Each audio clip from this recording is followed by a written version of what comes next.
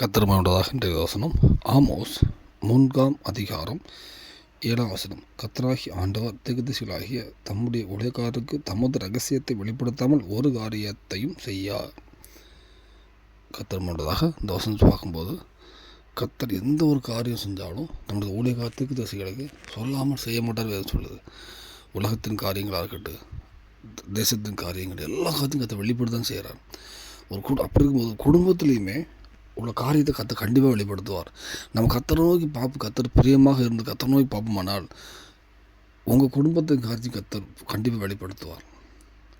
எல்லா காரியத்தையும் எந்த ஒரு காரியத்தையும் கர்த்தர் வெளிப்படுத்தாமல் செய்ய மாட்டார். ஸோ நம்ம கண்டிப்பாக வெளிப்படுத்துவார்.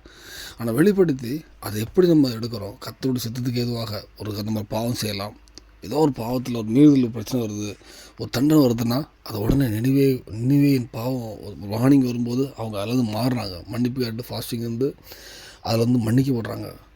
அதே மாதிரி ஏதாவது ஒரு பாவங்கள் நம்ம ஒரு பிரச்சனைனாலும் மாற்றுறதுக்கும், சில சிறையிருப்பு திருப்பதுக்கும், சில ஆசீர்வாதத்துக்கோ, சில ஆரோக்கியத்துக்கோ தேவன் வாக்குக்கு கொடுக்கும்போதும் அதை சொல்லி பிரேயப்படும் போது, ஏன்னா தானியேல் சிறையிருக்க நம்ம சிறையிருப்பு திரும்ப போடான்னு காலத்தை பார்க்குறாரு, திக்தர்சனத்தை பார்க்குறாரு, அதை வச்சு ஜெபிக்கிறாரு. 8 காலத்தை சிறையிருப்பு திரும்ப போடுறாங்க. இந்த வேளையில் நம்ம வாழ்க்கையில் தேவன் எல்லா கதையும் வெளிப்படுத்துவார். ஏதாவது வெளிப்படுத்தாமல் ஏதோ போயிட்டு இருக்கோம். சென்னைக்கு வந்து கர்த்தர் நோய் பாருங்கள், உங்கள் வாழ்க்கையில் எந்த காரியமாக இருந்தாலும் எதுவாக இருந்தாலும் கண்டிப்பாக கர்த்தர் வெளிப்படுத்துவார். நம்ம கொஞ்சம் பொறுமையாக பரிசுத்தத்தோடு கேட்போமானால் கண்டிப்பாக உங்கள் வீட்டுக்காரத்தை வெளிப்படுத்துவார், தேசத்தின் காரியத்தை வெளிப்படுத்துவார், சகலத்தை வெளிப்படுத்துவார். அதுக்கு அர்ப்பணிப்போம். தேவன் கிருபை செய்வாராக. ஆமென்.